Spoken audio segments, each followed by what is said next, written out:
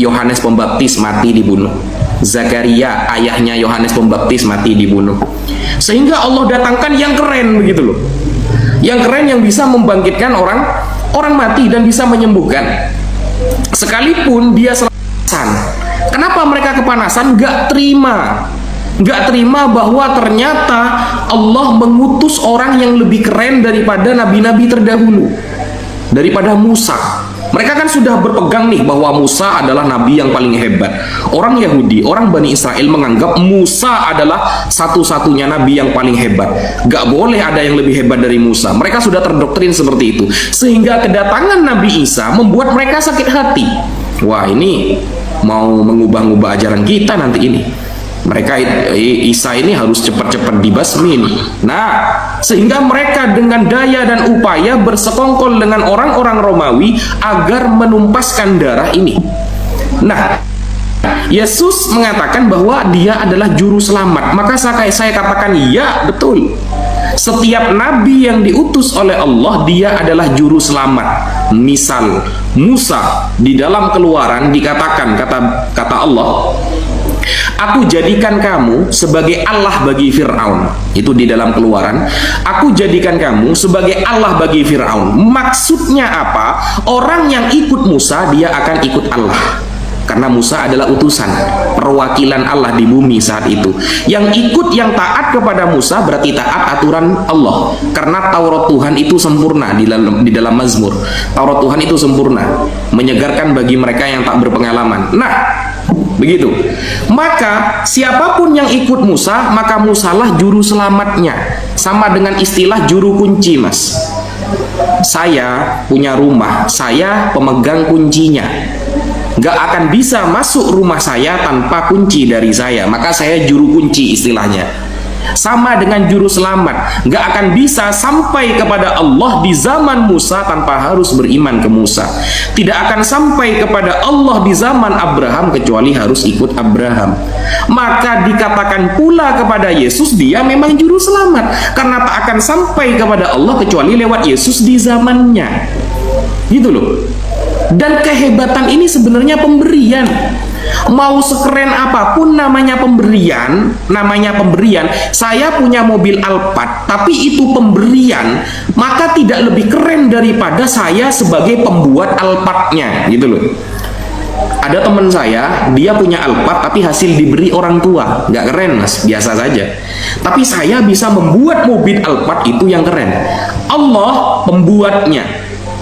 Sedangkan dia, semua para nabi hanya dikasih Alphard itu, mukjizat itu.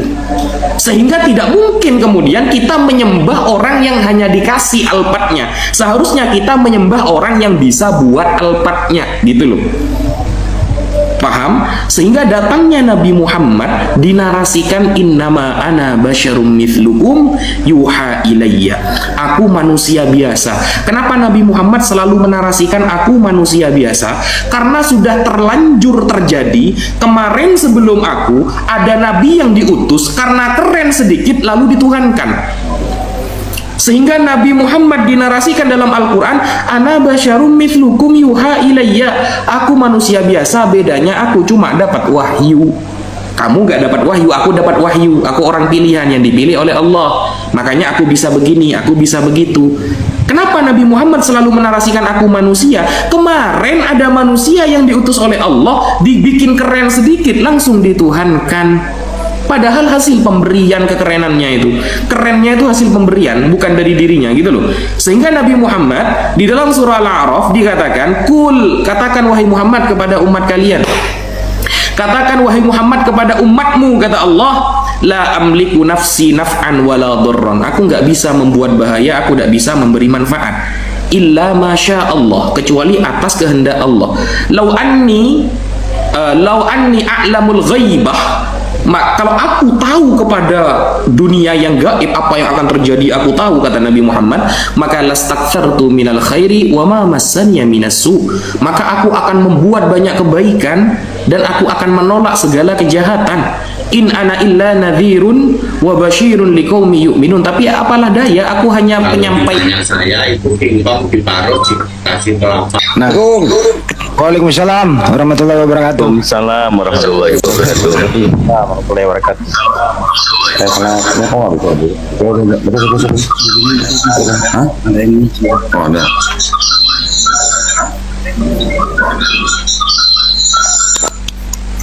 Sabar dulu ya. Ada feedback di sana ini, Bang Ari. Ya. Yang feedback siapa ya? Ya udah aman ya. Ada 2 device kayaknya di situ.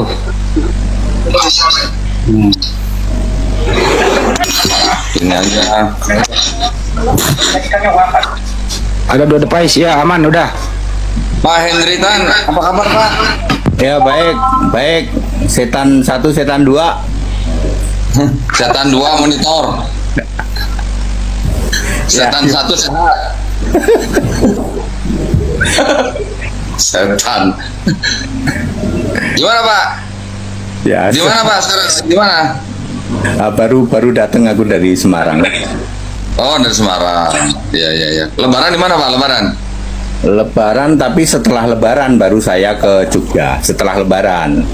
Oh. 13, 14 saya ke Jogja. Iya, iya, iya, iya. Ikut Lebaran nggak Pak? Keluargaku banyak yang Lebaran. Ini saya tiap hari makan kolak. Oh, tiap hari makan ini apa takjil.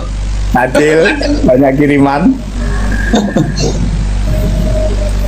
Dari keluarga, banyak keluarga. Ya, ya sehat-sehat Pak Hendri. Sehat-sehat. Terima kasih. Kodon ini waktunya, Kodon ini kan ini kok waktunya mepet. Ada yang ingin disampaikan kok. Saya baru buka Komal, terus beliau ada di sini Pak Hendri Tan. Gimana kesan-kesannya atau pendapatnya kok selama ini diskusi sama beliau ini? Kodon. Oh, ya silakan. Pak Hendri mah kita debatnya mah debat ini, debat apa ya? debat ngelawak. Oh, kalau sama Pak Hendri kita semua sama-sama saling respect. Ya karena Betul. Pak Hendri ini bukan tipe yang gimana gitulah. Pak Hendri ini orang Kristen yang beradab gitu. Ketawa. Ya, jadi kalau di Batu ketawa. Saya senang berdebat sama Pak Hendri, cuman ya kalau setahun 2 kali sama Pak Hendri nanti yang nonton takut bosan gitu. Ya nggak Pak? Ya. Kita sudah ini kok sama Yuma, Bang Yuma sama Donditan nih. Gelombangnya sudah udah aja ketawa-ketawa aja. Ketawa-ketawa aja. Iya, kita saling saling menghormati lah. Ya, keyakinan orang masing-masing. Jadi silakan aja Matri Tunggal Matri Tunggal sana. Pak aja.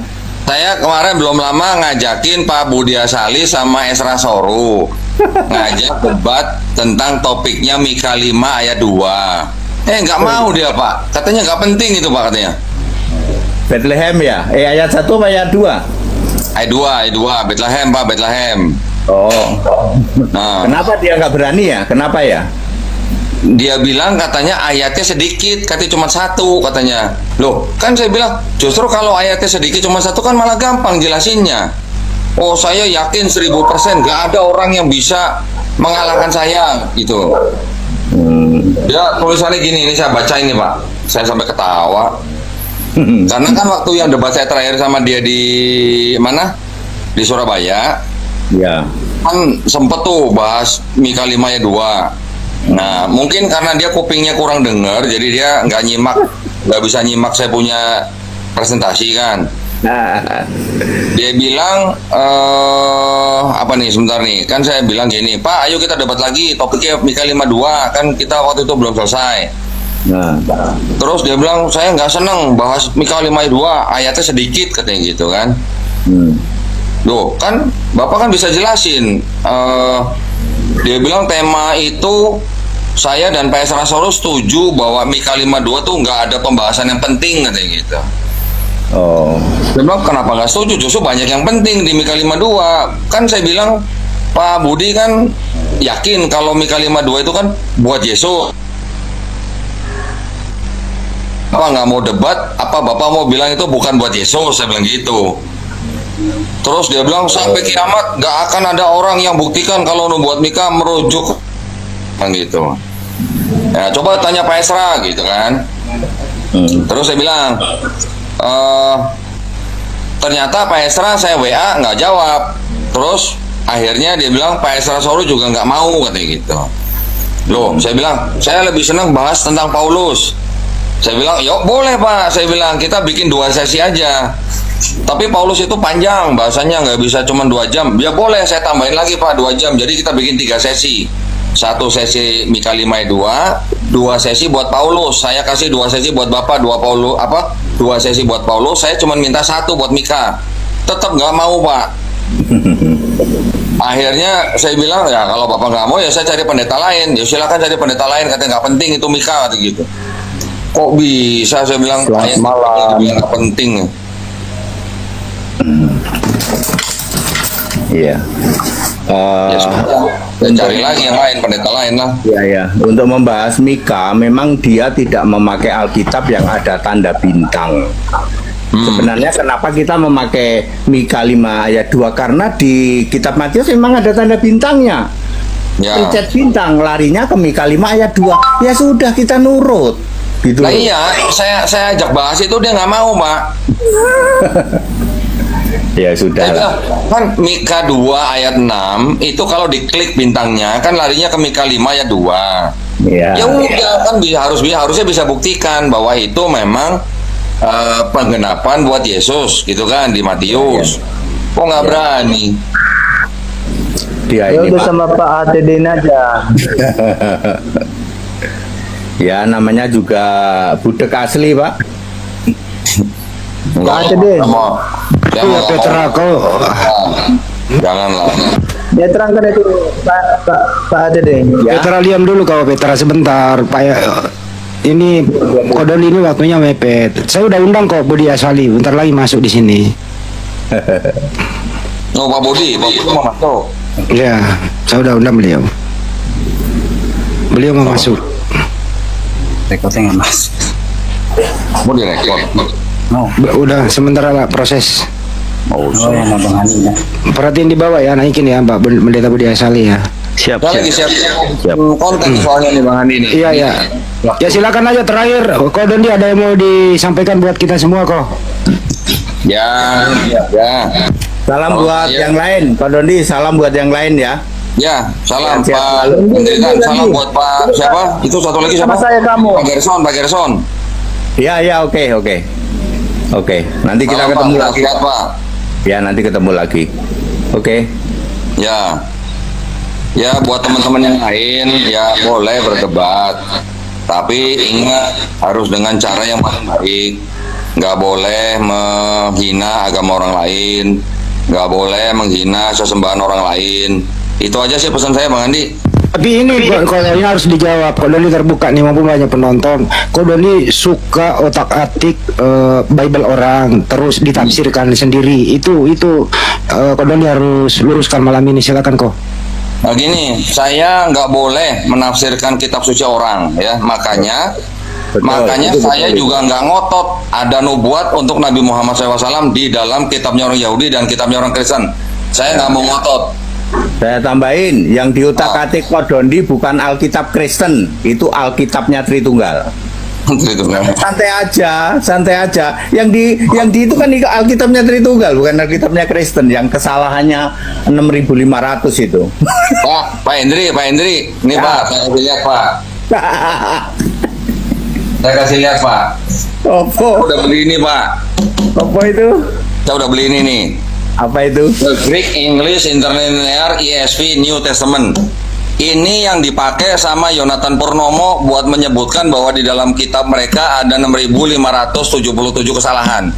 Ya, kalau dibanding dengan Alkitab Kristen dia naik jadi 10%, jadi 30%. Kalau sama itu kan 20% tuh kesalahannya. Kalau dibanding dengan Alkitab Kristen jadinya 30. Naik dia. Jadi, nah ini saya juga udah beli ini nih Pak. Nah ini nih, di sini nih Pak, yang menyebutkan ada catatan kaki di bawah nih, lihat nggak nih?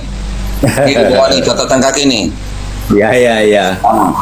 Catatan kaki ini di seluruh Bible ini kalau ditotalin semuanya 6.577.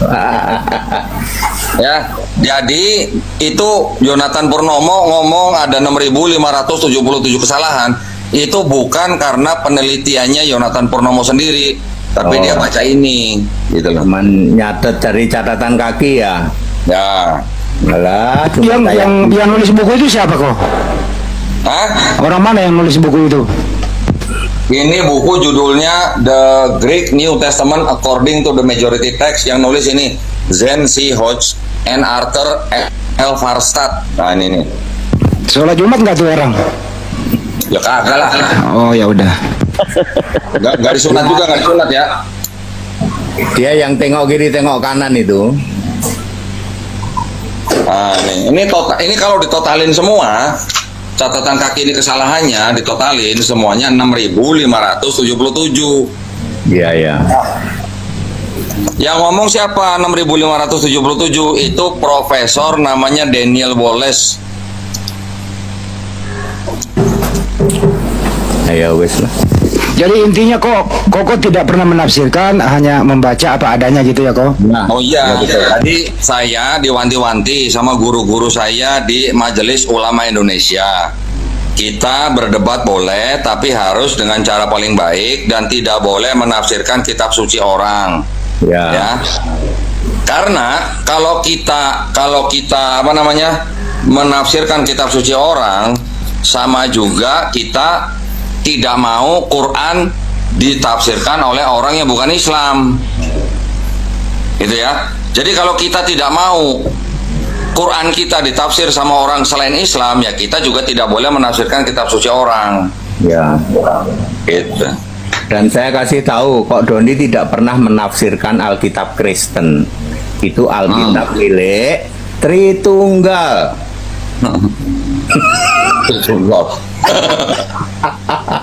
Ya wis.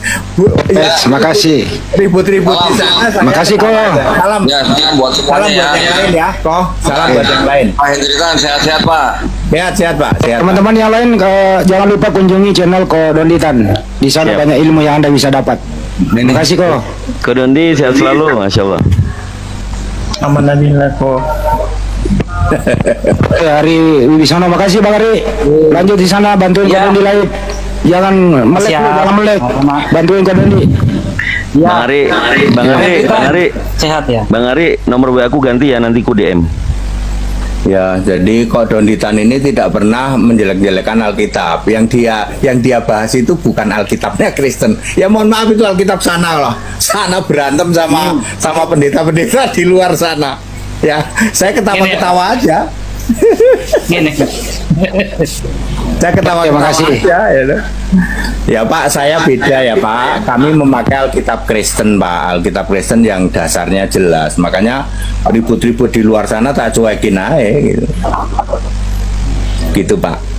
Oke Bang Ari, makasih Bang Ari ya. Udah, ini mau lanjut. Oke lanjut. Ya, sama-sama Bang Andi. Yo. Assalamualaikum warahmatullahi wabarakatuh. Alhamdulillahirabbil alamin wa bihi nasta'inu ala umuri dunya waddin. Wassalatu wassalamu ala asrofil anbiya'i wal mursalin wa ala alihi wa sahbihi ajma'in. Amma ba'du, la haula wala quwwata illa billahil aliyyil azim. Terima kasih yang sudah menonton video debat antara Islam dan Kristen. Semoga untuk kaum-kaum yang menyembah selain Allah mendapatkan hidayah dari Allah dan kembali ke fitrahnya, yaitu ke agama Islam. Terima kasih. Wabillahi taufiq wal hidayah. Wassalamualaikum warahmatullahi wabarakatuh.